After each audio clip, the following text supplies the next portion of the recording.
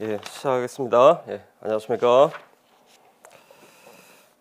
저번 시간에 우리가 사이클로 알케인에 대해서 여러 가지 내용을 살펴보았습니다. 사이클로 알케인의 기하의 성질체, 물성, 그리고 형태의 안정성, 특히 이제 중요한 화합물이 가장 안정한 고리인 육각형 사이클로 헥세인의 입체 형태에 대해서 자세하게 1,3,2축 상호작용도 얘기하고 여러 내용을 설명해 드렸습니다. 그리는 연습을 제가 충분히 하시라고 했습니다. 의자 형태, 특히 의자 형태 그리는 연습을 많이 하셔야 되고, 오늘 또 계속 이제 한 2페이지 정도 남았습니다. 2페이지 정도 남았는데 오늘 또 여러 고리 화합물의 특성에 대해서 오늘 설명을 드리고, 그리고 오늘 5장 입체화학 아주 중요합니다. 그 입체화학 파트 오늘 들어가도록 하겠습니다. 100페이지입니다. 100페이지 데칼린이라고 불리는 화합물의 구조적 특성에 대해서 살펴볼게요.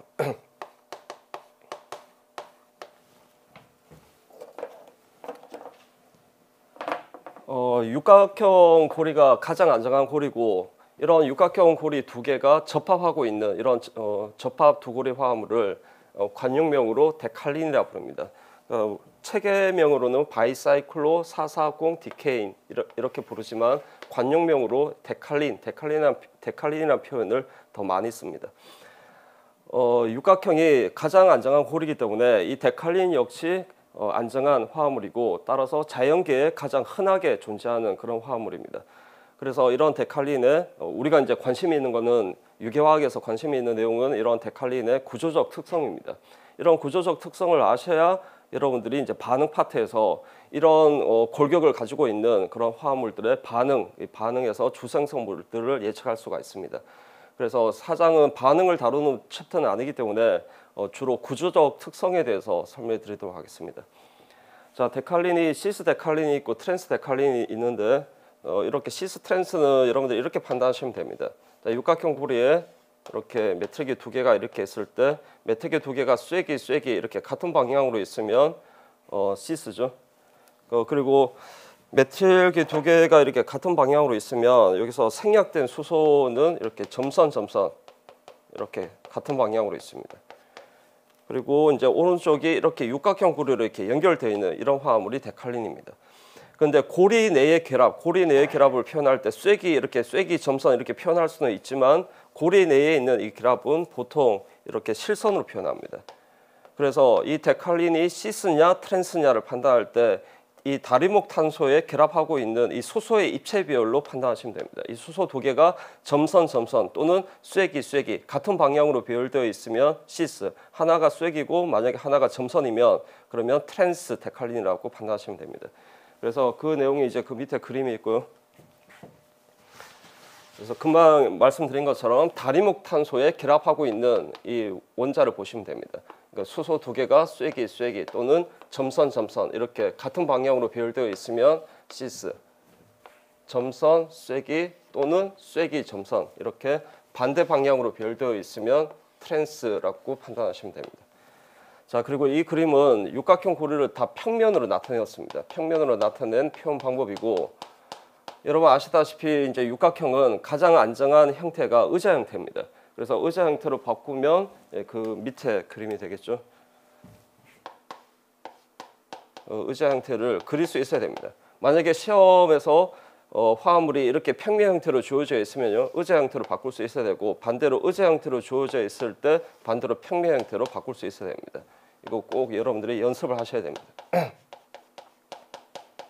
자, 어떻게 하는지 제 방법을 말씀을 드릴게요. 자, 이 그림을 제가 그릴 텐데, 하나의 의자 형태를 이렇게 그립니다. 그리고 나서 자, 임의의 탄소를 다리목 탄소로 선택하는 겁니다. 이 두 탄소를 다리목 탄소로 선택을 한 겁니다. 그러면 그 위에 그림에서 다리목 탄소에 결합하고 있는 수소가 쐐기입니다. 그 쐐기 결합은 제가 업 방향으로 나타내시라고 했죠. 그래서 업 이렇게 나타내시면 됩니다. 그러면 자, 왼쪽의 수소는 수직이고 오른쪽에 있는 수소는 수평이 됩니다. 그러면 나머지 결합은, 이 결합이 수직이니까 나머지 이 결합이 수평으로 다운이 되겠죠. 수평으로 다운이고, 그리고 이 결합은 수직으로 다운이 됩니다. 이렇게 그리고 나서 이제 의자 형태를 생각해서 나머지 결합을 이런 식으로 의자 형태를 생각해서 나머지 결합을 이렇게 연결하시면 됩니다. 자, 이렇게 그릴 수 있어야 되고, 그리고 또 만약에 처음에 의자 형태 그릴 때 만약에 이렇게 그렸으면 이 두 탄소를 다림목 탄소로 선택했을 때 수소 두 개를 다운 이렇게 나타내시면 되겠죠. 그러면 하나가 수직이고 하나가 이렇게 수평이 됩니다. 그러면 나머지 결합이 업 이렇게 되겠죠. 이렇게 그린 다음에 자, 오른쪽도 의자 형태이기 때문에 의자 형태를 생각해서 이렇게 나머지 결합을 이렇게 연결하시면 됩니다. 이렇게 반드시 그릴 수 있어야 됩니다. 자, 그다음 트랜스 볼게요. 트랜스도 의자 형태를 하나를 그리는 겁니다. 처음에 의자 형태 하나 그릴 때 이렇게 그리셔도 되고 이렇게 그리셔도 됩니다. 그리고 두 탄소를 다림목 탄소로 이렇게 선택을 하시고 지금 오른쪽 그림을 그려볼게요. 자, 이 위쪽 탄소의 수소가 쐐기니까 이렇게 업 방향으로 나타내시고 아래쪽 탄소의 수소는 점선이기 때문에 다운으로 나타내시면 됩니다. 자, 그러면 둘 다 수직이 됩니다. 그러면 나머지 두 개의 결합이 수평 이렇게 되겠죠. 이렇게 그리고 나서 오른쪽도 의자 형태이기 때문에 의자 형태를 생각해서 나머지 결합을 이렇게 연결하시면 됩니다. 자, 여기도 마찬가지죠. 이 두 탄소를 다림목 탄소로 선택하는 것이 가장 좋습니다. 자, 수소 두 개를 업, 하나는 다운 이렇게 나타내시고 그러면 나머지 결합이 다운, 업 이렇게 되겠죠. 그리고 나서 이제 오른쪽도 의자 형태이기 때문에 의자 형태를 생각해서 이렇게 나머지 결합을 이렇게 연결하시면 됩니다. 그리고 지금 위에 있는 그림을 제가 똑같이 그렸거든요. 그런데 이렇게 그릴 수도 있습니다. 옆에 뭐 필기하실 분은 필기를 해두십시오. 여기는 다 왼쪽 오른쪽 다 위쪽 탄소가 업이고 아래쪽 탄소가 다운입니다. 근데 이제 왼쪽 그림을 제가 의자 형태로 그릴 텐데 자, 위쪽 탄소가 점선이기 때문에 다운으로 나타내고 아래쪽 탄소를 쐐기니까 업 방향으로 나타내셔야 되는데 그 그림이 밑에는 없습니다. 그래서 왼쪽 화합물을 의자 형태로 나타내려면 이 의자 형태에서 이 두 탄소를 다림목 탄소로 선택하시면 됩니다. 그러면 수소가 이 위치에 점선이기 때문에 점선은 다운 그리고 쐐기는 업 이렇게 나타내시면 됩니다. 그러면 나머지 두 개의 결합이 수평으로 업, 수평으로 다운 이렇게 되겠죠. 그리고 나서 이제 의자 형태를 생각해서 나머지 결합을 이렇게 이런 식으로 연결하시면 됩니다. 그래서 요거 이제 옆에 이렇게 필기해 두십시오. 이렇게 그리셔도 됩니다. 그리고 오늘 입체 화학 파트에서 오늘 얘기해 드리겠지만 이 화합물은 시스 트랜스 모두 다 대칭면이 있습니다. 이 제가 이렇게 표현한 면이 이 면이 대칭면입니다. 그러니까 좌우 대칭이 됩니다. 그래서 다 비카이랄 물질입니다. 비카이랄 물질이기 때문에 왼쪽하고 오른쪽은 고울상 이성질체 관계가 아니라 같은 화합물입니다. 동일한 화합물입니다. 그러니까 이렇게 쓸까요? 올 왼쪽 시스 트랜스 모두 다 올 카이랄 비카이랄 화합물입니다. 그러니까 비카이랄 화합물은 실상과 고울상이 똑같이 포개어집니다. 그래서 동일한 화합물입니다. 그러니까 이 내용을 모르시는 분은 일단 이렇게 필기만 해두십시오. 이게 동일하다, 같은 화합물이다 이렇게 필기만 해두시고 그리고 오늘 입체화학 파트에서 이 내용을 5장에서 설명드릴게요. 그러니까 여기서 여러분 꼭 하셔야 되는 내용은 시스 데칼린과 트랜스 데칼린을 표현할 때 평면 형태로 표현할 수도 있고 의자 형태로 표현할 수도 있는데 평면 형태는 의자 형태로 바꿀 수 있어야 되고 반대로 의자 형태를 이렇게 평면 형태로 바꿀 수 있어야 됩니다. 이 연습을 반드시 연습을 하셔야 됩니다. 자, 그리고 밑에 그림은 같은 의자 형태입니다. 같은 의자 형태를 표현할 때 이렇게 유몬트 홍도로 표현할 수도 있겠죠. 그래서 의자 형태를 유몬트 홍도로 표현한 그림이다라고 생각하시면 됩니다. 자, 이렇게 유몬트 홍도는 그릴 필요는 없습니다. 이렇게 그릴 필요는 없을 것 같고 시스 데칼린을 유몬트 홍도로 이렇게 나타내었다. 그래서 이 유몬트 홍도 그림을 보시고 시스 데칼린이다라는 정도만 아시면 됩니다. 어떻게 판단하시면 되냐면 자, 이 결합 제가 표시하는 이 결합 세 개를 선택해서 관찰자가 이 방향에서 본 겁니다. 그러면 이 탄소가 앞에 이 탄소가 전면 탄소가 되겠죠. 전면 탄소는 이렇게 점으로 표현하고 뒤에 있는 이 후면 탄소는 이렇게 원으로 표현하시면 됩니다. 자, 그리고 이 다리목 제가 색깔로 표현했는데요. 다리목 탄소의 수소 두 개를 보시면 됩니다. 시스 데칼린, 시스냐 트랜스냐 판단할 때. 그러니까 수소 두 개가 다운이죠. 그래서 그 수소를 밑에 그림에서 찾으면 이 수소입니다. 다운. 그래서 다리목탄소 유문통도를 보시고 이 다리목탄소를 찾고요. 그 다리목탄소에 결합하고 있는 이 수소가 다운 같은 방향으로 있으면 얘는 시스데칼린이구나라고 판단하시면 됩니다. 그리고 오른쪽 트랜스데칼린도 유문통도로 나타내면 이 결합 3개를 선택해서 관찰자가 이 방향에서 봤을 때 그 유문통도 그림이 이 그림이 됩니다. 그래서 여기도 다리목탄소에 수소 두 개, 하나가 업이고 하나가 다운입니다. 그 수소가 밑에 그림에서는 이 두 수소가 되겠죠. 다운, 업. 그래서 다리목탄소를 찾고 그 결합하고 있는 수소가 하나가 업이고 하나가 다운이면 트랜스 데칼린을 유문통도로 나타내었구나라고 생각하시면 됩니다. 그래서 이 그림을 보고 유문통도 그림을 보고 얘는 트랜스 데칼린이고 얘는 시스 데칼린이다. 그 정도 여러분들 파악할 수 있으면 되고요. 그 중요한 거는 데칼린을 평면 형태로 표현할 수도 있고 의자 형태로 표현할 수도 있는데 여러분들이 이렇게 그리는 연습을 반드시 하셔야 됩니다. 자, 이렇게 시스 데칼린과 트랜스 데칼린을 어떻게 표현하느냐, 그 표현 방법에 대해서 설명드렸고요. 그다음에 이제 그 다음 내용이 시스 데칼린과 트랜스 데칼린의 차이점입니다. 자, 중요한 차이점이 두 가지 차이점이 있습니다. 첫 번째는 링 플립입니다. 자, 하나는 링 플립을 하고요. 하나는 링 플립이 불가능합니다. 일단 결론부터 얘기 드리면 시스 데칼린은 링 플립이 일어납니다. 링 플립이 일어나는 반면에 트랜스 데칼린은 링 플립이 일어나지 않습니다. 자, 왜 시스는 일어나고 트랜스가 일어나지 않는지 설명을 드리겠습니다. 자, 시스 데칼린은 다리목탄소의 수소가 여기 하나는 이렇게 다운 이렇게 이웃한 탄소의 다운 같은 방향으로 있기 때문에 하나는 수직이고 하나는 이렇게 수평이 됩니다. 그러면 링 플립을 하게 되면 여기 하나의 의자 형태가 이렇게 다른 의자 형태로 바뀌면서 수직은 어떻게 됩니까? 수직은 수평이 되고 그리고 여기 수평으로 있는 수소는 이렇게 수직이 됩니다. 이거 번호로 좀 쉽게 구분할 수 있도록 제가 번호를 붙이겠습니다. 그러니까 H1은 수직이 이렇게 수평이 되고 그리고 H2 수소는 수평이 이렇게 수직이 되는 겁니다. 자, 그러면 제가 파란색으로 표시한 이 결합은 수평 수직인데 여기 수평은 이렇게 수직이 되고 그리고 이 수직으로 있는 결합은 이렇게 수평이 되겠죠. 자, 그래서 이렇게 링 플립이 일어난다 이렇게 생각하시면 되고 그런데 이 그림 보면 좀 이상한 게 좀 느껴지죠. 오른쪽도 의자 형태인데 오른쪽 고리가 지금 이 그림에서는 평면으로 보입니다. 마치 평면인 것처럼 보이지만 실제 이 오른쪽 육각형 고리도 실제 그 의자 형태입니다. 이걸 어떻게 생각하시면 되냐면 여기 이 삼각형 부분은요 앞쪽으로 접혀져 있고요. 이 부분은 이렇게 뒤쪽으로 접혀져 있습니다. 그래서 이 그림에서는 의자 형태인데 의자 형태를 표현할 수 없는 겁니다.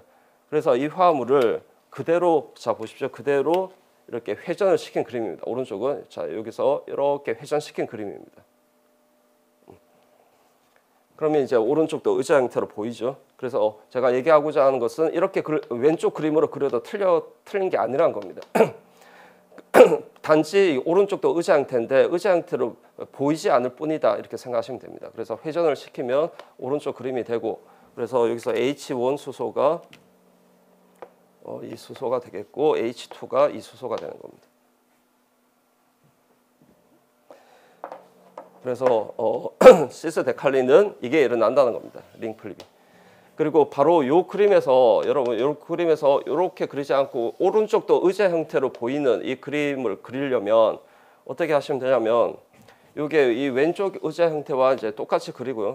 똑같이 그린 다음에 다리목탄소를 이 왼쪽 그림은 이 두 탄소를 다리목탄소로 선택했잖아요. 그죠? 이 두 탄소를 다리목탄소로 선택했는데 바로 이 오른쪽 그림을 그리려면 그 옆에 탄소, 이 탄소하고 이 두 탄소를 다리목탄소로 선택하시면 됩니다.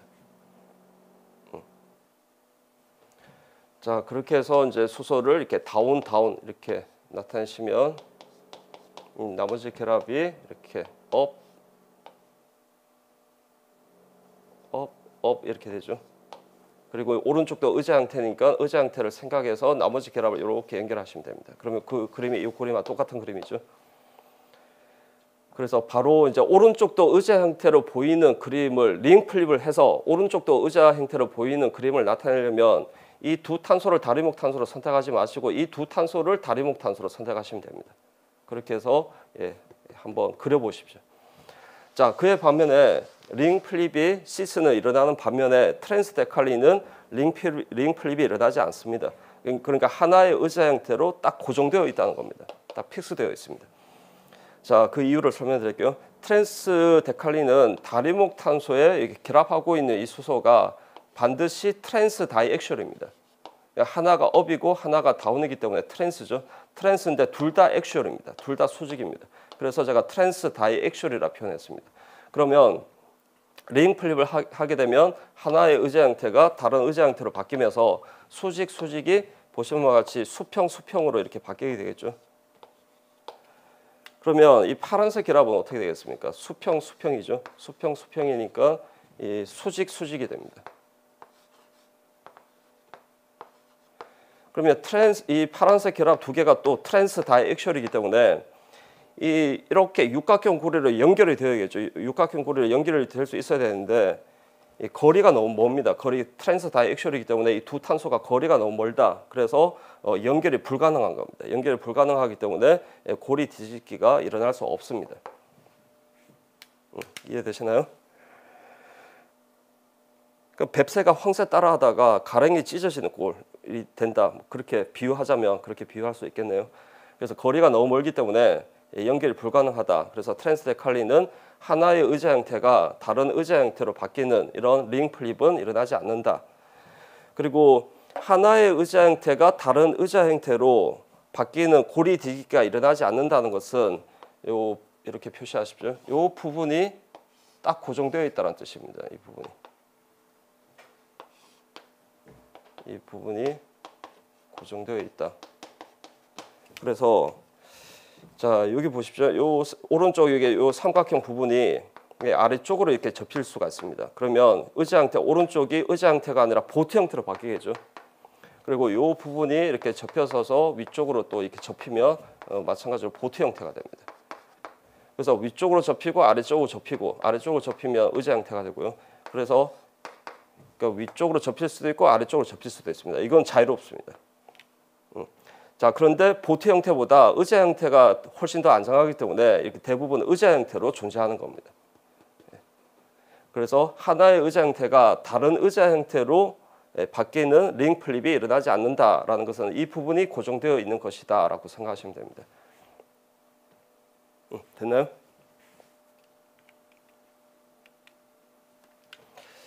자, 이런 지금 설명드렸던 내용이 링 플립이 트랜스는 일어나지 않고 시스는 링 플립이 일어난다. 뭐 이런 내용들이 왜 중요하냐면 밑에 얘처럼 A가 안정하냐 B가 안정하냐 이런 안정도를 판단하는 문제에서 이 특징을 아셔야 됩니다. 일단 보시면 이 육각형 고리 두 개가 접합하고 있는데 먼저 시스 접합이냐 트랜스 접합이냐 이걸 먼저 제일 먼저 보셔야 됩니다. 그래서 다리목 탄소에 수소 두 개가 하나가 쐐기 하나가 점선 반대 방향으로 배열되어 있습니다. 반대 방향으로 배열되어 있기 때문에 트랜스 데칼린이 되겠죠. 제가 이 그림을 밑에 있는 그림을 제가 그릴게요. 그래서 트랜스 데칼린을 이렇게 그리셔야 됩니다. 그릴 수 있어야 된다고 했습니다. 그래서 이 다리목 탄소는 수소가 업, 밑에 탄소는 다운 이렇게 있겠죠. 그리고 밑에 다리목 탄소 옆에 위치에 OH기가 쐐기로 있습니다. 그래서 쐐기니까 업 방향으로 나타내시면 됩니다.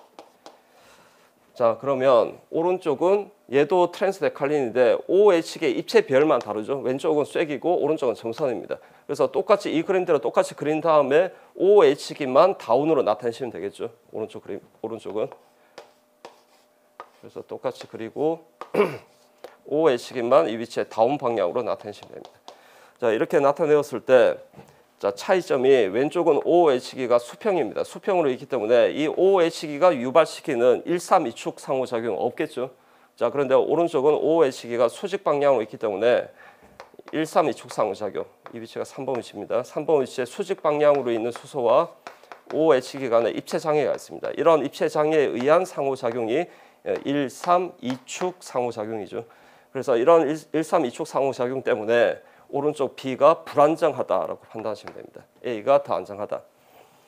자, 그런데 이 OH기가 수직으로 있기 때문에 1, 3, 2축 상호작용이 있다라고 했는데 만약에 링 플립이 가능하다면 링 플립, 고리디기가 가능하다면 이 OH기가 수평이 되겠죠. 수평이 되면서 1, 3, 2축 상호작용이 없어지게 됩니다. 그래서 그런 형태가 더 안정한 형태가 아니냐 이렇게 생각할 수 있겠지만 바로 앞에서 얘기 드린 것처럼 트랜스데칼린은 링 플립이 일어나지 않습니다. 일어나지 않기 때문에 딱 이렇게 의자 형태로 이런 왼쪽 의자 형태로 고정되어 있다. 이렇게 고정되어 있기 때문에 이런 1, 3, 2축 상호작용을 피할래야 피할 수가 없는 겁니다. 그래서 B가 불안정하다. 이렇게 판단하시면 되고 그리고 또 하나 더 좀 필기를 해두십시오. 제가 O의 시기 대신에 터트 비틀기로 바꿔볼게요.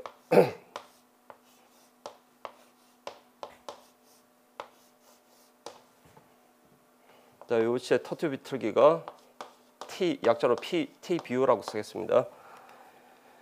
자, 얘는 저번 시간에 제가 어떤 설명 드렸냐면 터트 비틀기는 극히 벌키한, 극히 부피가 큰 취향기다. 그래서 얘는 절대 수직 방향으로 있을 수가 없다. 수직 방향으로 있게 되면 1, 3, 2축 상호작용이 커도 너무 크기 때문에 이 터트 비틀기는 제가 수평 방향 고정 그룹이다. 이렇게 암기하시라고 했습니다. 기억나시죠? 그래서 얘는 그 안정하다는 의자 형태를 포기합니다.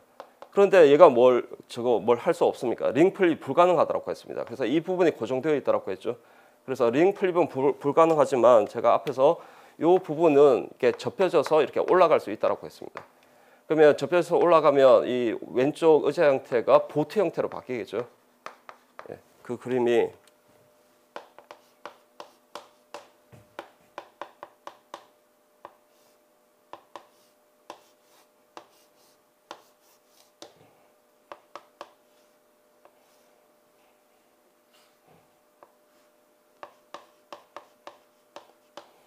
이런 그림이 되겠죠. 그래서 이 터트 비틀기가 보신 바와 같이 보트 형태에서는 이렇게 수평 방향으로 놓여질 수 있기 때문에 이런 1, 3, 2축 상호작용 큰 입체 장애를 피할 수가 있습니다. 그래서 이런 경우 오른쪽 보트 형태가 의자 형태보다 보트 형태가 더 안정하다. 이렇게 판단하십시오.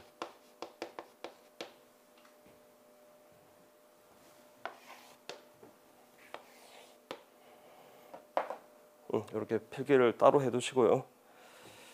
자, 지금 뭐 4장에서 설명드리는 구조적 특성에 관한 내용들이 결국 반응에서 어떤 반응이 어떤 반응 특징을 갖고 어떤 생성물이 주생성물이냐 판단할 때 이런 설명드렸던 내용들이 다 적용이 됩니다. 아셔야 되는 내용들입니다. 그래서 이렇게 알아두셔야 되고, 자, 그래서 이제 간단하게 또 정리하자면.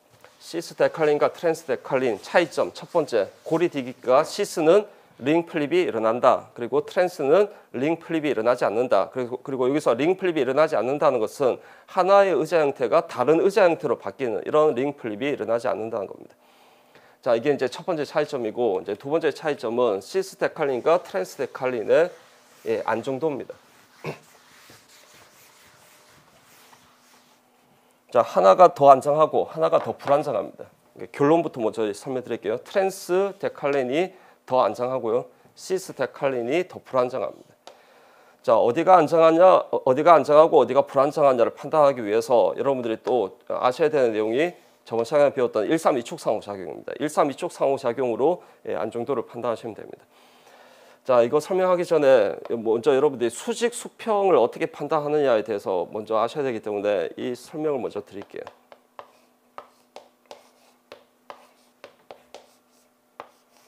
이거는 이해하시면 됩니다. 필기를 안 하셔도 됩니다.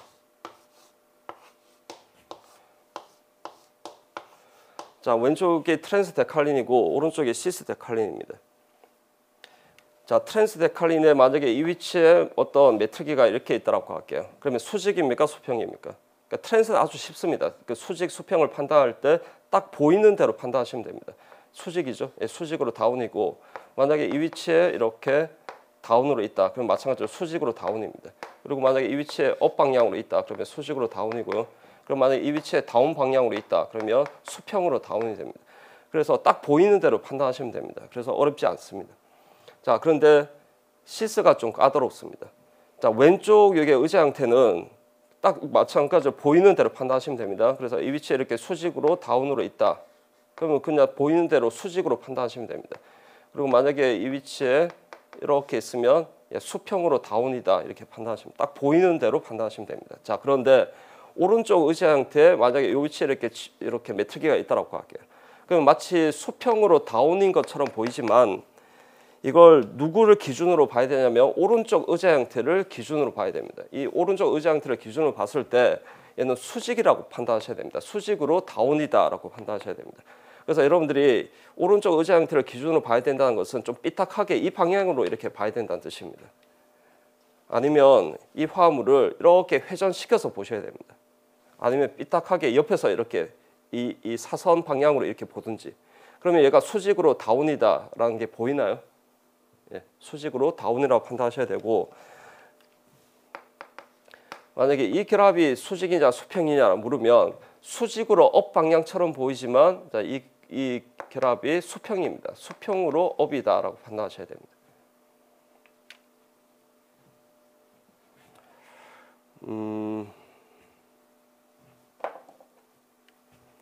이거를 제가 회전을 시켜 볼게요. 같은 평면상에서 그대로 이제 이렇게 회전을 시키는 겁니다. 그러면 어떤 그림이 되냐면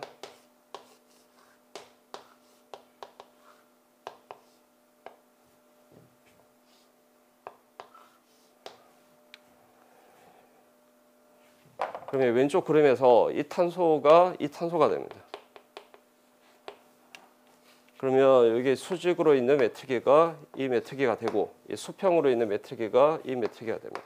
그래서 이렇게 회전하면 오른쪽 의자 형태를 기준으로 봤을 때 수직이냐 수평이냐를 판단하기가 쉽습니다. 얘는 수직이고 얘는 보이는 대로 그냥 수직, 수평을 판단하시면 되는데 얘를 이렇게 나타냈을 때 마치 얘가 수평처럼 보이지만 수평이 아니라 오른쪽 의자 형태를 기준으로 봤을 때는 얘는 수직이고요. 얘는 수평이다 이렇게 판단하셔야 됩니다. 그러면 제가 하나 물어볼게요. 이 결합, 이 위치의 메트기가 이렇게 다운 방향으로 있습니다. 그러면 얘는 수직입니까? 수평입니까? 왼쪽 의자 형태를 기준으로 봤을 때는 얘는 수직입니다. 수직으로 다운입니다. 근데 오른쪽 의자 형태를 기준으로 봤을 때는 얘는 수평이라고 판단하셔야 됩니다. 그래서 시스 데칼린 같은 경우는 다리목탄소에 있는 취향기는 수직이 될 수도 있고 어느 의자 형태를 기준으로 보느냐에 따라서 수직이 될 수도 있고 수평으로 판단할 수도 있습니다. 그래서 이 위치에 있는 취향기는 수직이냐 수평이냐 이런 문제가 나올 수가 없습니다. 근데 다른 위치는 제가 표현한 것처럼 수직이냐 수평이냐를 판단할 수 있어야 됩니다. 자, 이렇게 이제 내용을 이해했으면 자, 이제 교재에 있는 이 그림을 보고 132축 상호작용을 제가 설명드릴게요. 자, 보십시오. 트랜스 같은 경우 왼쪽 의자 형태를 기준으로 봤을 때 여기 CH2지만 제가 메틀기라 표현할게요. 이 메틀기와 여기는 메틀기가 둘 다 수평입니다. 그리고 오른쪽 의자 형태를 기준으로 봤을 때 그 메틀기 두 개가 마찬가지로 수평입니다. 그래서 1, 3, 2축 다 수평이기 때문에 1, 3, 2축 상호작용이 없습니다. 자, 그에 반면에 자, 오른쪽 보십시오. 자, 오른쪽 의자 형태를 기준으로 봤을 때 이 메틀기가 여기 CH2 이 메틀기가 이렇게 수직으로 있습니다. 그러면 이 탄소를 1번이라고 했을 때 옆에 3번 옆에 3번 위치에 수직 방향으로 있는 수소가 있습니다. 그러면 이 수소하고 이 메틀기의 수소하고 이 입체장애가 1, 3, 2축 상호작용이죠. 예, 메틀기와 수소 간의 1, 3, 2축 상호작용입니다. 만약에 문제에서 두 메틀기 간의 고시 상호작용이 3.8kJ/몰이다라고 주어져 있으면 이 값도 같은 종류의 입체장애이기 때문에 3.8이 되겠죠. 자, 그 다음에 자, 들어보십시오. 오른쪽 의자 형태가 아니라 이번에 왼쪽 의자 형태를 기준으로 봤을 때입니다. 자, 그러면 이 결합이 뭐라고 했습니까? 이 결합이 수평처럼 보이지만 얘가 수직이라고 했죠. 그러면 이 수직 방향으로 있는 메틀기의 이 수소와 이 탄소를 1번이라고 했을 때 옆에 3번, 옆에 3번 위치에 수직 방향으로 있는 수소가 있습니다. 이 수소하고 이게 입체 장애가 마찬가지로 1, 3, 2축 상호작용, 수소와 메틀기 간의 1, 3, 2축 상호작용이 되겠죠. 그래서 이렇게 1, 3, 2축 상호작용이 4개가 있다 이렇게 생각할 수 있는데 여기 보십시오. 이 부분이 중복이 되는 겁니다. 여기가 중복이 되기 때문에 메틀기와 수소 간의 1, 3, 2축 상호작용이 4개가 아니라 1개, 2개, 3개가 되는 겁니다. 그래서 3.8이 몇 개가 있는 겁니까? 두 메틀기 간의 고시 상호작용이 3.8kJ몰이라고 문제에서 주어졌을 때 3.8이 1개, 2개, 3개가 있겠죠. 그래서 3.8 곱하기 3이 됩니다. 그래서 자, 왼쪽은 1, 3, 2축 상호작용이 없기 때문에 에너지를 제로로 두면 됩니다. 제로로 뒀을 때 오른쪽은 메틀기와 수소 간의 1, 3, 2축 상호작용이 3개가 있습니다. 그래서 3.8 곱하기 3이니까 에너지 차이가 시스데칼린과 트랜스데칼린의 에너지 차이가 보시는 바와 같이 11.4가 되는 겁니다. 11.4kJ몰입니다. 이해하셨나요? 그래서 이거는 여러분 암기하는 게 좋습니다. 어떻게 암기하시면 되냐면 제가 왼쪽에 트랜스데칼린, 시스데칼린 또 제가 똑같이 그리겠습니다.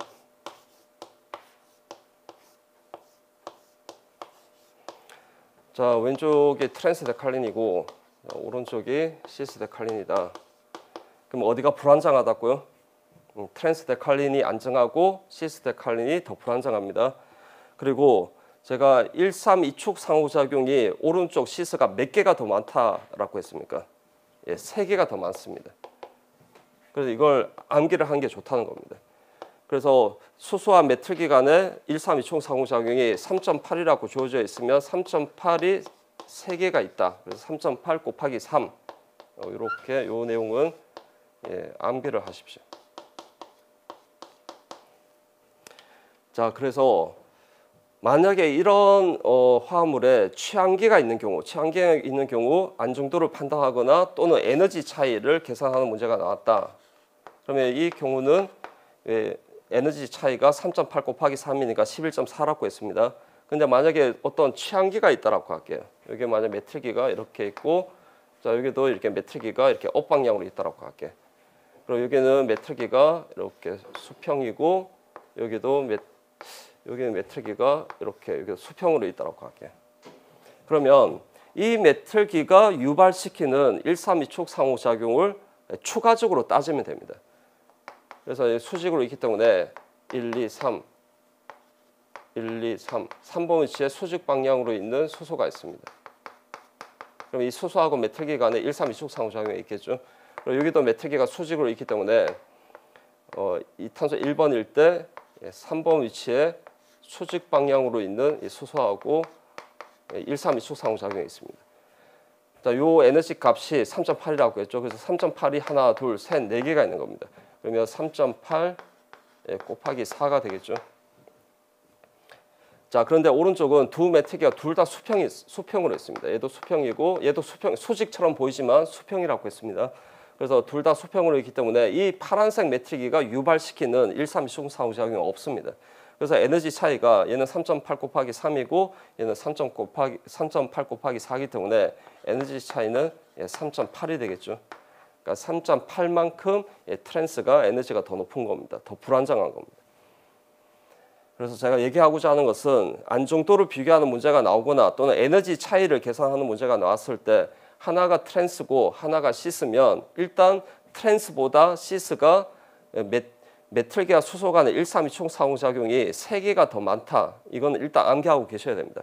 딱 이렇게 적어두시고 그 다음에 어떤 취한기가 있으면 그 취한기가 유발시키는 1, 3, 2축 상호작용을 추가적으로 따지면 됩니다. 그렇게 해서 에너지 차이를 계산하시면 됩니다. 자, 이해되시겠죠?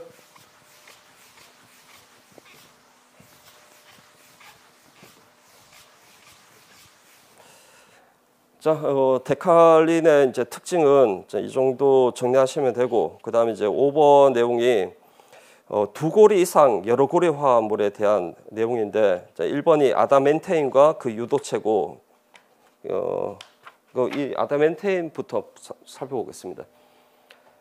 자, 아담멘테인은 그릴 때 어떻게 그리시면 되냐면 의제 형태를 그리시고요. 그 다음에 1번, 3번, 5번 위치에 수직 방향으로 있는 결합을 이렇게 나타냅니다. 이렇게 업 이렇게 나타내시고, 그 다음에 이 정도 위치에 점을 찍고요. 그 점과 이렇게 다 연결하시면 됩니다. 그러면 이제 오른쪽 그림이 되겠죠. 자, 이런 화합물이 아담멘테인이라 불리는 화합물입니다.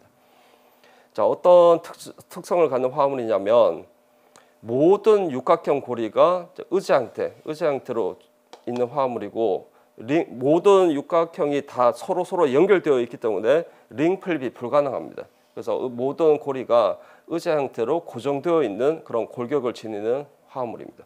여기 보시면 여기가 당연히 이 부분의 의제 형태죠. 의제 형태로 보이죠. 그리고 이 부분도 의제 형태입니다. 이렇게. 그리고 여기 육각형이 의제 형태로 보이지 않지만 여기 육각형도 의제 형태입니다. 그리고 여기도 마치 육각형이 평면처럼 보이지만 이 부분도 의제 형태입니다. 모든 육각형이 의제 형태로 고정되어 있는 골격을 지니는 화합물입니다. 그리고 이 화합물을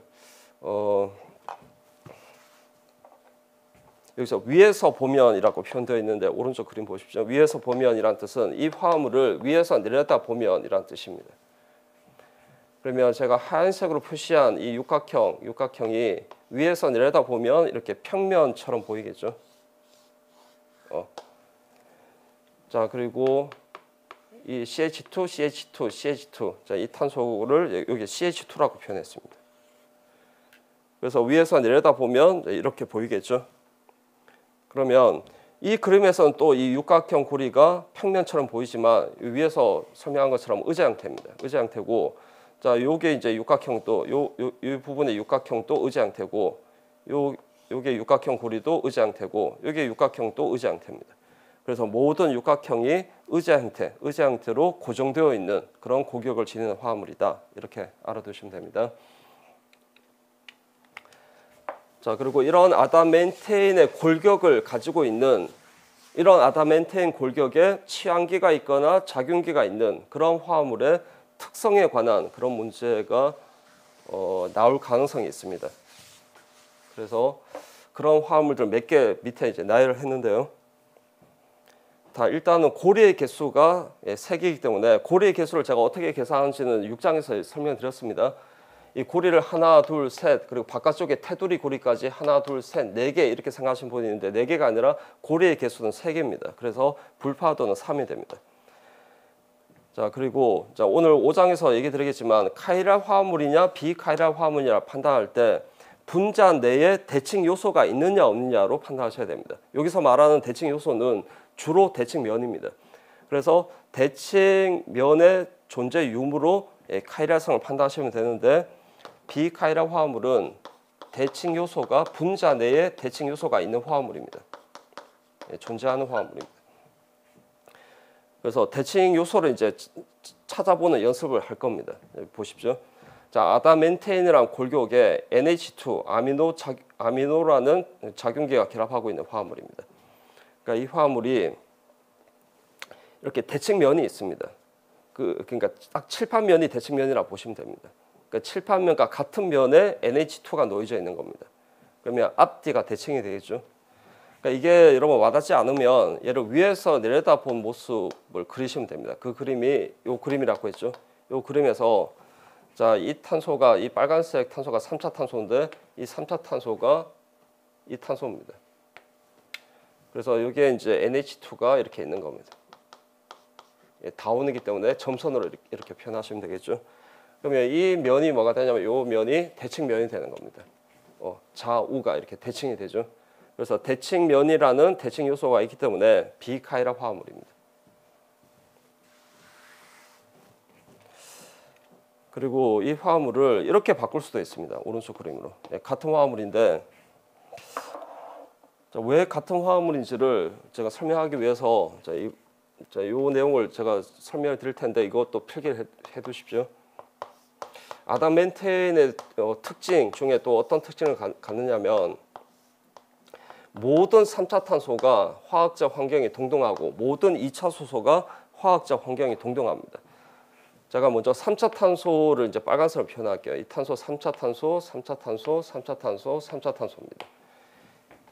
이 탄소가 3차 탄소고 모든 3차 탄소가 화학적 환경이 동등합니다. 화학적 환경이 동등하다는 것은 만약에 이 위치에 이렇게 NH2가 있으면 그 NH2가 이 위치가 아니라 이 위치에 NH2가 있어도 같은 화합물이라는 뜻입니다. 그리고 NH2가 이 위치에 있어도 같은 화합물이 되겠죠. 그래서 3차 탄소가 하나, 둘, 셋, 네 개가 있고 네 개의 3차 탄소가 화학적 환경이 다 동등합니다. 자, 그리고 제가 파란색으로 표시한 탄소 CH2, 이 파란색 탄소가 다 2차 탄소입니다. 2차 탄소가 총 6개가 있죠.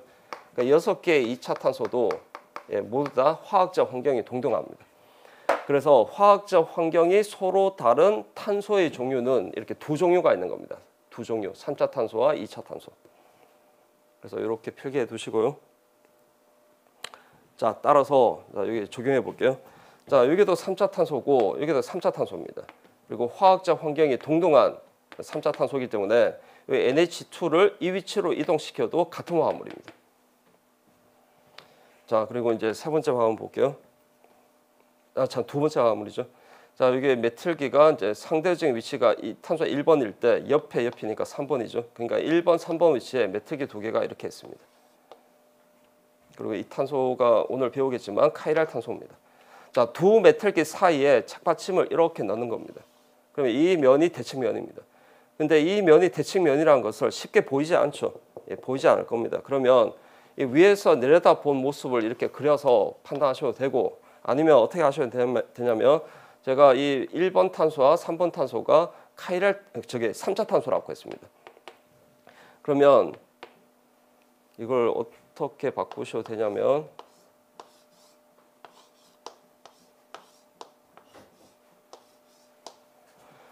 자, 이 탄소하고 이 탄소도 3차 탄소입니다. 3차 탄소고 상대적인 위치가 1번, 3번입니다. 그래서 여기 메틸기를 다운 이렇게 나타냈을 때 화학적 환경이 동등한 3차 탄소가 1, 3번 위치고 여기도 화학적 환경이 동등한 3차 탄소가 1, 3입니다. 그러면 이 둘은 같은 화합물이다 이렇게 판단할 수 있겠죠.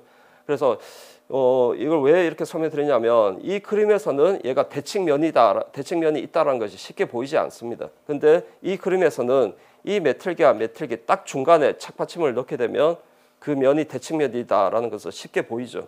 그래서 대칭면이 쉽게 보이는 위치로 쉽게 보이는 화학적 환경이 동등한 위치로 이동을 시키면 됩니다. 여기 메틸기를 이 위치로 이동시켜도 된다는 겁니다. 아니면 위에 그림에서 위에서 내려다 본 그림을 그리면 자, 이 그림에서 메틸기 두 개가 이게 3차 탄소 그리고 상대적인 위치가 1번, 3번이죠. 자, 이 위치의 메틸기를 점선 이렇게 나타내시면 되겠죠. 그러면 이 화합을 위에서 내려다 본 모습입니다. 그러면 이 그림에서는 이 면이 대칭면이 된다는 겁니다. 두 메틸기 사이에 딱 중간에 착받침을 이렇게 넣게 되면 이 면이 대칭면이 됩니다. 그래서 좌우 대칭이 되기 때문에 비카이랄 화합물이다. 그래서 대칭 요소가 있기 때문에 비카이랄 화합물이다라고 판단하시면 됩니다. 얘도 같은 방식으로 보십시오. 이 화합물도. 그래서 아담멘테인이 어떤 특징을 갖는지에 대해서 설명을 드렸고요. 그리고 그 밑에 2번 내용은 다이아멘테인, 트라이아멘테인, 테트라멘테인 뭐 이런 화합물도 아담멘테인처럼 모든 육각형 고리가 의자 형태로 고정되어 있는 골격을 지니는 화합물입니다. 뭐 이런 화합물들은 자세하게 출제될 가능성이 높지 않기 때문에 자세하게 아실 필요가 없고요. 제가 이제 설명드리는 내용만 아시면 될 것 같습니다. 자, 이 부분이 뭡니까? 위에서 설명드렸던 아담멘테인이죠. 아담멘테인이 고리가 몇 개라고 했습니까? 고리가 3개라고 했습니다. 그래서 불파도가 3이라고 했죠. 근데 여기서 고리 1개, 2개, 고리 2개가 더 추가가 되는 겁니다. 그러면 고리의 개수가 5개가 되겠죠. 그러면 불파도가 어떻게 됩니까? 불도라고 쓸게요. 불파도가 고리가 5개니까 불파도가 5가 되겠죠. 그리고 다이아멘테인이 불파도가 금방 5라고 설명해 드렸는데 이 부분이 다이아멘테인 왼쪽하고 똑같은 그림입니다. 근데 여기서 또 고리가 1개, 2개 추가가 되겠죠. 예, 그래서 고리의 개수가 7개니까 불파도가 7이 되는 겁니다. 자, 그다음에 트라이 멘테인에서 자, 요 부분하고 지금 요 부분이 같습니다. 예, 똑같죠? 그러면 여기까지가 고리의 개수가 7개라고 했죠. 근데 여기서 또 고리가 1개, 2개, 고리 2개가 더 추가가 되는 화합물이 테트라 멘테인입니다. 그래서 불파도가 9가 되겠죠. 그래서 불파도만 아시면 됩니다. 불파도가 이렇게 5, 7, 9. 그러니까 고리의 개수가 여기 5개고 여기 7개고 여기는 9개다. 이 정도만 아시면 됩니다. 중요한 거는 앞에 아담멘테인의 제가 정리한 특징에 대해서는 꼭 정리를 해 두십시오. 자, 그리고 이제 마지막으로 이제 여러 고리 화합물에서 여러분들 마지막으로 아셔야 되는 것이 스테로이드입니다. 그 스테로이드는 여러분들 아시다시피 뇌 분비계에서 이제 분비되는 호르몬이고 이러한 스테로이드가 어떠한 생물학적 작용을 하는지는 우리가 관심이 없습니다. 유기화학에서 관심이 있는 것은 구조적 특성입니다.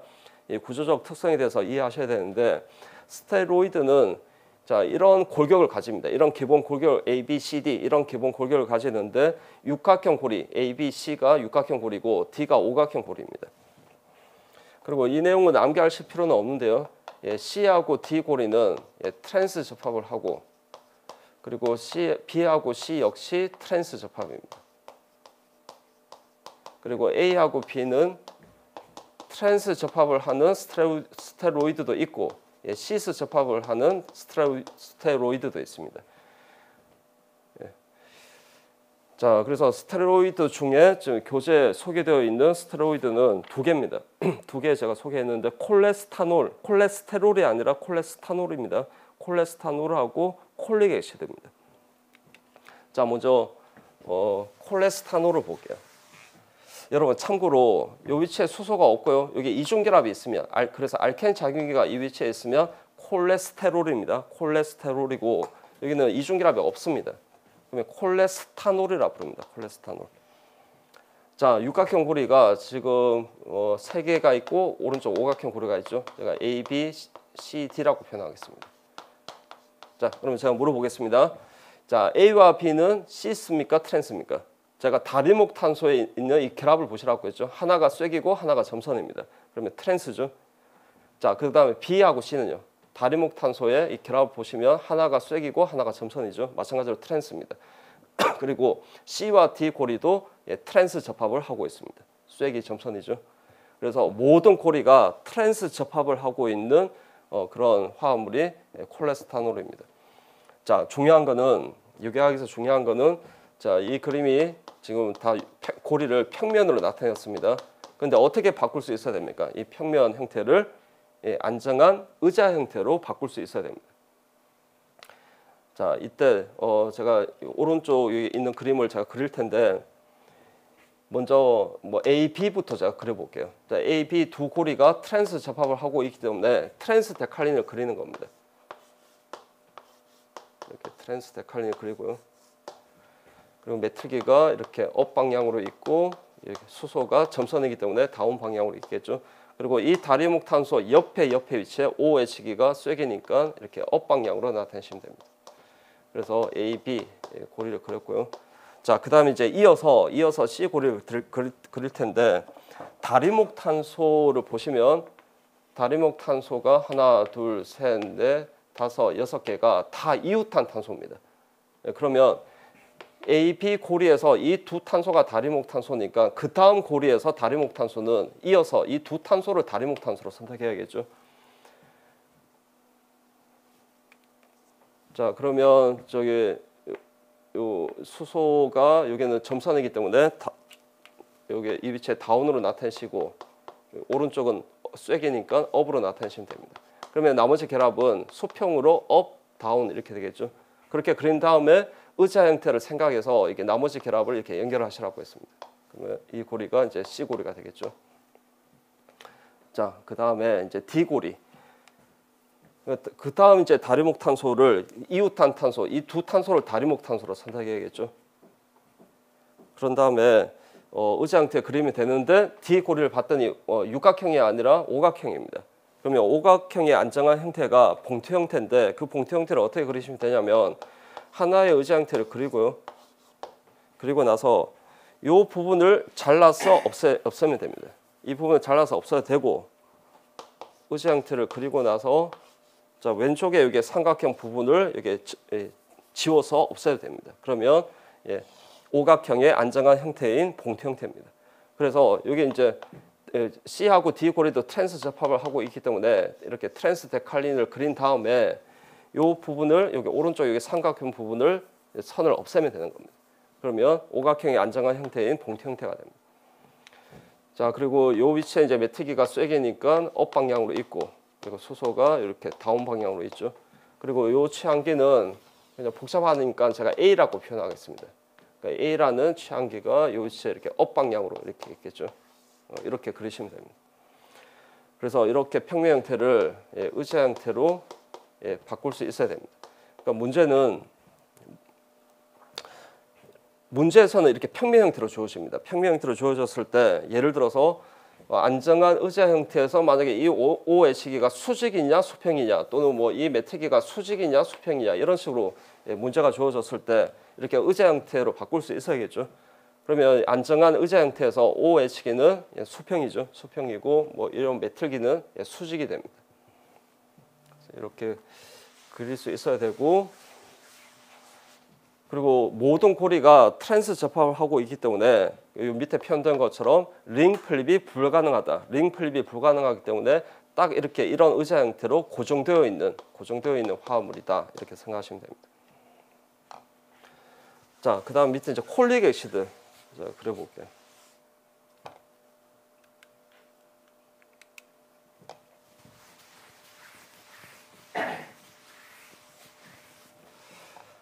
자, 여기 또 이제 고리가 A, B, C, D 이렇게 4개의 고리가 있죠. 자, A, B는 시스입니까? 트랜스입니까? 다리목탄소의 결합을 보시라고 했죠. 쐐기 같은 방향으로 있기 때문에 시스 접합을 하고 있고 B, C는 트랜스 그리고 C, D도 트랜스가 되죠. 자, 이런 화합물이 콜릭 액시드고 얘를 이제 의자 형태로 바꿔볼게요. 근데 얘는 여러분 순서가 중요합니다. 이거 적어두십시오. 순서가 자 앞에서 콜레스테롤 같은 경우는 그냥 A부터 그렸습니다. A, B, C, D 이렇게 연결해서 이렇게 그렸죠. 그런데 이 콜릭 액시드 같은 경우는 A하고 B 고리가 시스 접합을 하고 있습니다. 시스 접합을 하고 있기 때문에 뭐가 가능합니까? 의자 형태에서 링 플립이 가능합니다. 자 그런데 B하고 C 고리는 트랜스 접합을 하고 있기 때문에 링 플립이 불가능합니다. 그래서 링 플립이 불가능한 그러니까 딱 고정되어 있는 트랜스부터 그리셔야 됩니다. 트랜스 데칼린부터 그리시고 그 다음에 이어서 양 사이드에 A하고 D 고리를 연결해서 그리셔야 됩니다. 그래서 순서는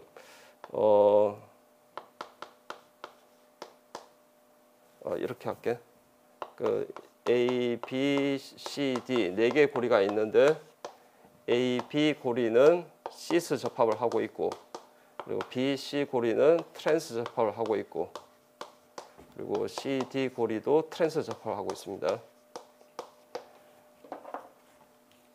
그러면 B하고 C 고리를 먼저 그리라는 겁니다. 얘가 이제 고리 뒤집기가 불가능하기 때문에 고정되어 있는 화합물이다. 그래서 얘를 먼저 그리고 그 다음에 이제 양 사이드에 이제 연결해서 A하고 D를 연결해서 그리시면 됩니다. 다시 왜 이렇게 하셔야 되냐면 시스는 링 플립이 가능하기 때문에 의자 형태가 2개가 있습니다. 2개를 그릴 수 있거든요. 2개 그릴 수 있는데 그렇게 2개 중에 하나는 이 오른쪽 C 고리를 연결해서 나타낼 수 없습니다. 링 플립이 가능하기 때문에. 그래서 딱 고정되어 있는 트랜스를 그리고 나서 양 사이드에 연결해서 A하고 B를 나타내시면 됩니다. 자, 그렇게 그려볼게요. 그래서 B, C 고리부터 그리겠습니다. 이렇게 트랜스 데칼린을 그리는 겁니다. 이렇게 그려볼게요. 그러니까 트랜스 데칼린이죠. 그래서 다리목탄소에 왜 이렇게 그러냐면 다리목탄소 왼쪽 수소가 점선이기 때문에 이 왼쪽에 있는 수소를 다운으로 이렇게 나타내셔야 됩니다. 다운이고 오른쪽 수소가 이렇게 업 방향입니다. 자, 그리고 이제 옆에 지금 B, C부터 그린 겁니다. B, C 고리부터 그렸고 그다음 이제 연결해서 이제 A를 그려도 되고 먼저 그려도 되고 D를 먼저 그려도 됩니다. 상관없습니다. 그중 양 사이드에 누가 먼저 A를 먼저 하냐 D를 먼저 그리냐는 상관없습니다. A를 먼저 그려볼게요. 그러면 이 두 다리목탄소 바로 옆에 이 두 탄소가 그 A 고리와 B 고리의 다리목탄소가 되겠죠. 자, 그리고 나서 이제 메뚜기가 이 위치에 메뚜기가 쐐기니까 업 방향으로 나타내시고, 여기도 이제 수소도 쐐기니까 업 방향으로 나타내시면 됩니다. 그러면 나머지 결합이 이렇게 다운 이렇게 되겠죠. 그리고 나서 이제 의자 형태를 생각해서 이제 나머지 결합을 이렇게 이런 식으로 연결하시면 됩니다. 자, 그게 이제 A 고리고요. 자, 그다음에 가장 오른쪽 D 고리를 볼게요. 그러면 D 고리에서 이 탄소가 다리목 탄소가 되겠죠. 이 다리목 탄소 6개가 다 이웃탄 탄소이기 때문에 이 두 탄소를 다리목 탄소로 선택하셔야 됩니다. 자, 그러면 이렇게 트랜스 접합을 하고 있으니까 트랜스 데칼린을 그리고요. 트랜스 데칼린을 그린 다음에 가장 오른쪽 고리가 오각형 고리이기 때문에 이 부분을 잘라서 얘를 없애면 됩니다. 그러면 오각형이 안정한 형태인 봉투 형태가 됩니다. 자, 그리고 이 위치에 이제 메뚜기가 쐐기니까 업 방향으로 나타내시고, 수소는 점선이기 때문에 다운으로 나타내시면 됩니다. 자, 그리고 이 위치에 OH기가 점선으로 있네요. 점선이기 때문에 다운으로 나타내시면 됩니다. 됐죠? 자, 그리고 이 위치에 이 취향기를 그냥 A라고 표현했을 때 A라는 취향기가 쐐기니까 이 위치에 업 방향으로 이렇게 나타내시면 됩니다. 그래서 이 그림이 왼쪽 교재에 있는 그 오른쪽 그림하고 이 그림하고 같은 그림입니다. 똑같이 그린 겁니다. 아, 저 여기 제가 OH기를 빼버렸네. 자, 여기 OH기가 점선으로 있으니까 다운으로 나타내시면 됩니다. 그러면 제가 하나 물어볼게요.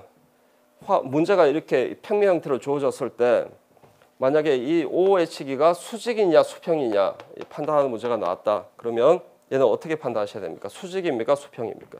수직으로 다운인 것처럼 보이지만 이 의자 형태를 기준으로 봤을 때 얘는 수평이다라고 판단하셔야 됩니다. 수평으로 다운입니다.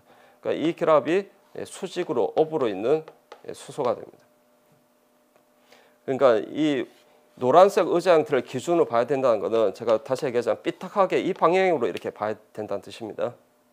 그럼 얘는 수평으로 다운이고 얘가 수직으로 업이다 이렇게 판단하시면 됩니다. 예, 됐죠? 좀 처음 그리시는 분은 좀 어렵다라고 이렇게 느껴지겠지만 몇 번만 그려보시면 됩니다. 몇 번만 그려보시면 어렵지 않게 그릴 수 있습니다.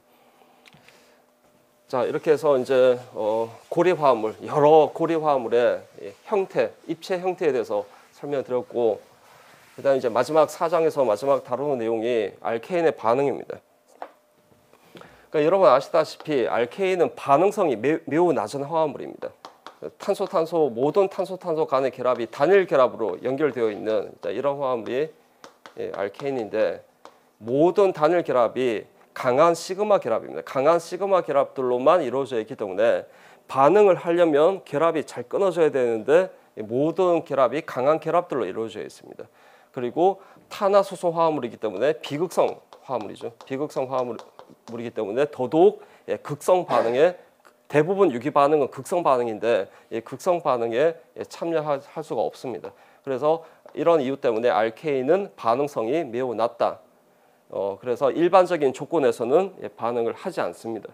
자, 그런데 몇몇 특별한 격렬한 반응 조건, 격렬한 반응 조건이라는 것은 반응 시약이 반응성이 엄청 크거나 또는 가열을 하거나 또는 비에너지를 가하거나 또는 촉매를 가하거나 이런 반응성을 크게 하는 몇몇 조건에서는 일어나는 반응이 있습니다. 그 반응이 크래킹 반응이라고 불리는 반응이 있고 연소 반응이 있고, 그리고 다음 페이지 라디칼 취한 반응이라 불리는 반응이 있습니다. 근데 크래킹 반응은 공업적이고 상업적으로 사용하는 반응이기 때문에 제가 중요하지 않다라고 생각해서 교재에서는 내용을 뺐습니다. 그래서 딱 반응은 두 개만 아시면 됩니다. 첫 번째는 연소 반응, 산소와의 연소 반응이고, 두 번째가 라디칼 취한 반응입니다. 자, 먼저 연소 반응부터 설명드릴게요. 연소 반응은 이 반응 자체는 중요하지는 않습니다. 이 반응에서 생성물이 무엇이냐, 이런 반응 특징이 무엇이냐, 이런 문제는 나올지는 않습니다. 그러니까 연소 반응에서 아셔야 되는 것은 딱 하나입니다. 이 연소율의 의미입니다. 그러니까 연소율의 의미만 아시면 됩니다. 자, 설명드릴게요. 자, 어떤 미지의 탄화수소 화합물이 있습니다. 이 미지의 탄화수소 화합물이 알케인이 될 수도 있고, 알켄이 될 수도 있고, 그리고 알카인이 될 수도 있습니다. 다 탄화수소 화합물이죠. 근데 이 챕터는 알케인에 대해서 다루는 챕터이기 때문에 예시는 알케인만 예시를 들 겁니다. 자, 이런 탄화수소 화합물이 반응성이 높은 산소와 반응을 합니다. 불꽃을 가해서. 그러면 소위 연소 반응이라고 불리는 반응이 일어나죠. 그러면 탄소, 수소 이런 공유 결합이 끊어지면서 이 모든 탄소는 CO2의 탄소로 바뀌고요. 그리고 탄화수소 화합물의 수소는 물의 수소로 바뀝니다. 그러니까 물론 부산물들도 만들어지지만 부산물이 만들어지지 않는다라는 그런 전제하에서 지금 설명드리는 겁니다. 그래서 탄화수소 화합물의 탄소는 CO2의 탄소로 바뀌고 수소는 물의 수소로 이렇게 바뀝니다. 그리고 여러분 아시다시피 CO2와 물은 연력학적으로 안정한 화합물입니다. 안정한 화합물이기 때문에 에너지가 낮겠죠. 자, 그런데 출발물질은 이 산소 분자가 반응성이 매우 크기 때문에 출발물질은 에너지가 높은 화합물입니다. 그러면 이 연소 반응을 통해서 이 에너지 차이만큼 에너지를 발산하겠죠, 그죠? 그 발산되는 에너지 반응열이 연소의 열입니다. 그래서 이 반응은 연소열은 에너지가 높은 화학종에서 에너지가 낮은 화학종으로 바뀌는 반응이기 때문에 발열 반응이 됩니다. 그래서 델타 H는 마이너스 값을 갖는 발열 반응이다. 그리고 여기서 이제 연소열의 의미가 중요하다고 했는데요. 자, 연소열의 크기는 화합물의 안정도와 반비례입니다. 그러니까 이 화합물이 어떤 미지의 화합물이 불안정하면 불안정할수록, 즉 에너지가 높으면 높을수록 이 발산되는 에너지가 연소 반응을 통해서 발산되는 에너지가 더 크겠죠, 그죠? 연소열이 더 큽니다. 그래서 연소열이 크면 클수록 출발물질이 에너지가 높은 화학종이기 때문에 불안정한 것이고, 연소열이 작으면 작을수록 이 출발물질이 에너지가 더 낮은 안정한 화합물이기 때문에 연소열과 안정도는 반비례라는 겁니다. 그래서 연소열이 작으면 작을수록 안정도는 증가한다, 이렇게 판단하시면 되고, 근데 조건이 왼쪽에 조건입니다. 비교하는 화합물이 탄소수가 같아야 됩니다. 탄소수가 같은 경우는 전체 연소열은 안정도와 반비례다, 이렇게 정리하시면 됩니다. 그래서 비교하는 화합물이 탄소수는 같은 경우 다음 중 연소열이 가장 작은 화합물이 무엇이냐라는 문제가 나오면 가장 안정한 화합물이 무엇이냐라는 문제와 같다라고 생각하시고 가장 안정한 화합물을 찾으면 됩니다. 그리고 반대로 연소열이 가장 큰 화합물이 무엇이냐라는 문제가 나오면 가장 불안정한 화합물을 찾으면 됩니다. 자, 그 다음에 두 번째는 비교하는 화합물이 탄소수가 서로 다른 경우입니다. 탄소수가 서로 다른 경우는 이 연소열, 여기서 말하는 연소열은 전체 연소열입니다. 화합물의 전체 연소열은 안정도와 관련이 없습니다. 탄소수가 많으면 많을수록 안정도와 관련 없이 탄소수가 많으면 많을수록 연소열이 증가합니다. 그러니까 왜 그럴까요? 여러분, 탄소수가 많으면 많을수록 공유 결합이 많겠습니까? 적겠습니까? 탄소수가 많으면 많을수록 공유 결합이 더 많겠죠. 그리고 그 공유 결합 내에 결합 에너지를 포함하고 있기 때문에 이 연소 반응을 통해서 제가 앞에서 결합이 끊어진다라고 했죠. 그 CC 결합, CH 결합이 끊어지면서 그 에너지를 발산하는 겁니다. 그래서 탄소수가 서로 다른 경우는 안정도와 관련 없이 탄소수가 많으면 많을수록 공유 결합이 더 많기 때문에 발산되는 연소열이 반드시 더 큰 겁니다. 그래서 이 경우 탄소수가 서로 다른 경우죠.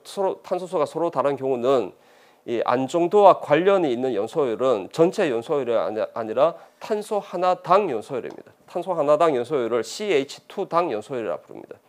이 CH2당 연소열은 전체 연소열에서 그 화합물의 탄소 수만큼 나눠주시면 됩니다. 탄소 수만큼 나눠주면 탄소 하나당 연소열이 됩니다. 이런 탄소 하나당 연소열이 안정도와 관련이 있는 연소열입니다. 그래서 위에서 얘기한 것처럼 탄소 하나당 연소열이 작으면 작을수록 더 안정하다, 안정도가 증가한다, 이렇게 판단하시면 됩니다. 그래서 탄소수가 서로 다른 화합물인 경우 안정도 비교하는 문제가 나왔을 때 탄소 하나당 연소열을 묻습니다. 탄소 하나당 연소열이 가장 작은 화합물이 무엇이냐? 그러면 가장 안정한 화합물을 찾으면 됩니다. 됐죠? 자, 실제 예를 보겠습니다. 자, 밑에 경우가 여기 1번 경우라고 보시면 됩니다. 탄소수가 동일한 경우입니다.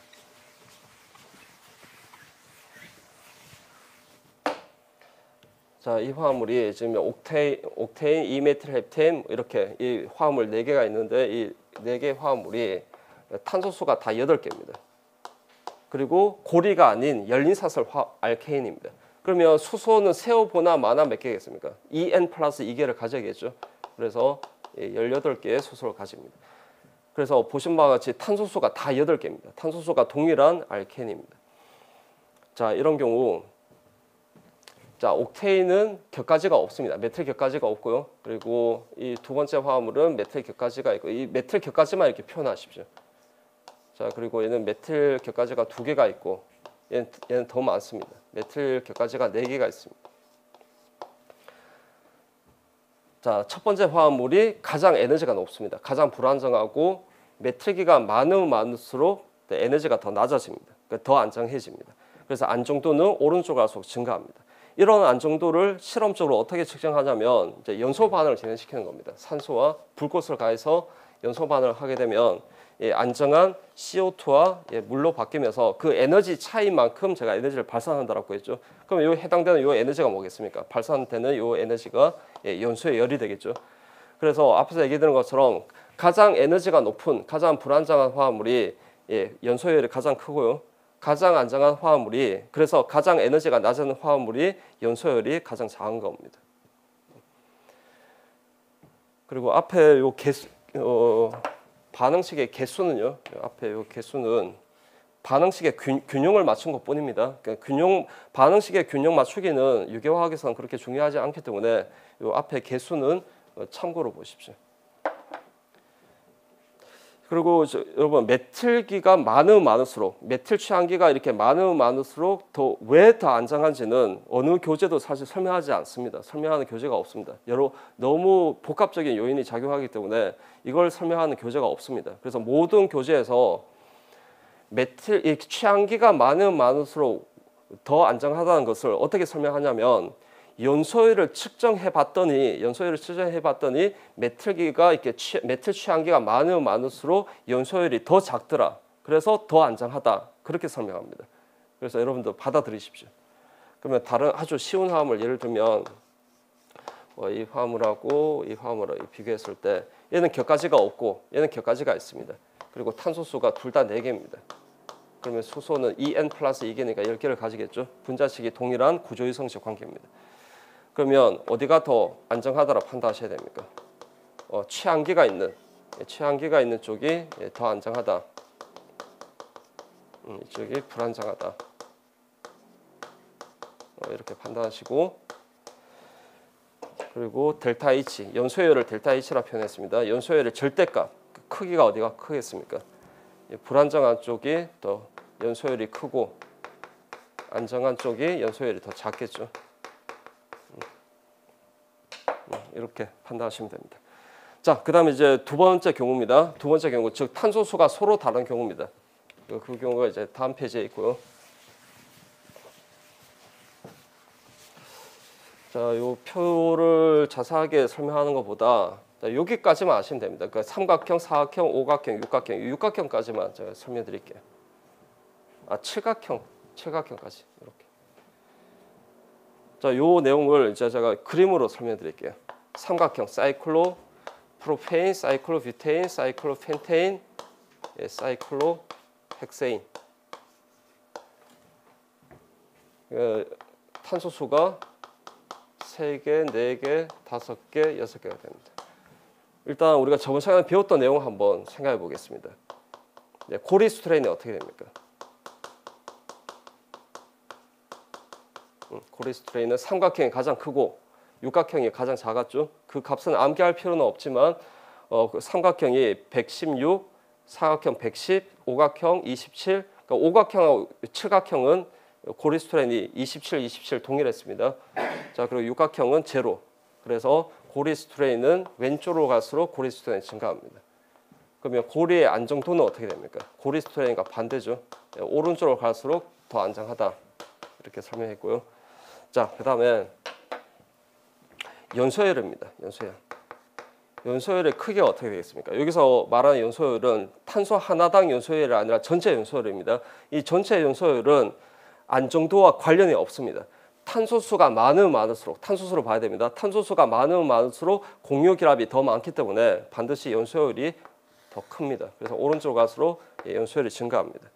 자, 그런데 탄소 하나당 연소율은 어떻게 됩니까? 탄소 하나당 연소율은 얘는 안정도와 관련이 있는 연소율이죠. 앞에서 얘기한 것처럼 전체 연소율에서 탄소 수만큼 나눠주시면 됩니다.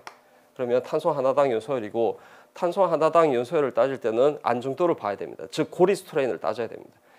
그래서 가장 안정한 고리가 육각형 고리이기 때문에 이 육각형 고리가 탄소 하나당 연소율이 가장 작고 가장 불안정한 삼각형 고리가 탄소 하나당 연소율이 가장 크겠죠. 그래서 왼쪽으로 갈수록 탄소 하나당 연소율이 증가합니다. 그래서 이 값들은 참고로 보시고 이 값은 암기할 필요는 없으니까 참고로 보시고 상대적인 비교, 크다 작다 상대적인 비교 정도만 할 수 있으면 됩니다. 그래서 이렇게 이제 정리하시면 되고 그 2번이라고 되어 있죠. 104페이지. 104페이지 이 3번이라고 되어 있는데 3번이 아니라 이 넘버링 바꾸십시오. 2번입니다. 2번이고 두 번째 반응이 할로제나 반응이라 불리는 반응이고 라디칼 메커니즘으로 일어나는 취한 반응이기 때문에 라디칼 취한 반응이라 부릅니다. 그리고 이 라디칼 취한 반응은 이 교재 12장이라고 되어 있는데 13장입니다. 13장이라고 이렇게 적어두십시오. 바꾸십시오. 그러니까 13장 챕터가 라디칼을 다루는 챕터입니다. 그래서 13장에서 이 라디칼 취한 반응을 더 자세하게 설명해 드릴 겁니다. 이 라디칼 취한 반응이 알케인의 반응 중에 가장 중요한 반응입니다. 그래서 알케인을 RH라고 표현했을 때 여기 RH 간의 결합이 끊어지고 그리고 할로겐 분자를 가했을 때 이 결합이 끊어집니다. 그래서 여기 수소하고 X 간의 취한이 일어납니다. 바꾸치기, 취한되는 반응이 일어납니다. 그래서 RH는 RX가 되고 X2는 HX가 되는 겁니다. 그래서 수소하고 X가 취한이 되는 반응이 일어나고 이 취한 반응이 라디칼 메커니즘으로 일어나는 취한 반응이기 때문에 라디칼 취한 반응이라 부릅니다. 그리고 이 반응은 일반적인 조건에서 일어나지 않고요. 가열을 하거나 비데너지를 가하거나 또는 경우에 따라서는 라디칼 게시제를 사용을 해야 됩니다. 그래서 이런 격렬한 반응 조건에서 일어나는 반응입니다. 그래서 이 반응이 알케인의 반응 중에는 가장 중요한 반응이고 반드시 아셔야 되는데 그 반응은 13장 라디칼 파트에서 자세하게 설명해 드리도록 하겠습니다. 그래서 이 반응이 라디칼 취한 반응이 알케인에서 중요한 반응이다라는 정도만 이렇게 체크해 두십시오. 10분 쉬고 5장 입체화학 들어가도록 할게요.